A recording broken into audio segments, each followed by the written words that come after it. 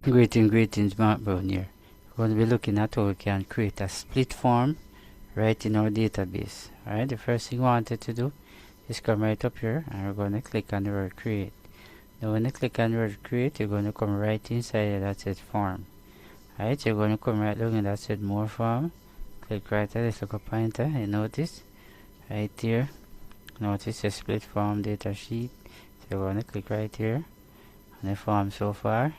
If you notice right down here, up here, definitely I'm going to show you something right here. So if you notice this data up here, if I come like that, or I come back here, you notice you jump to the next data in the line, so definitely you can actually see what's going on there. You notice 5 there, you notice. Alright, let me go back up. You notice you jump up at 4, just the same way. You notice you jump at 3. So literally you can actually create this split form right here in the database. So thanks for watching. See you in the next video.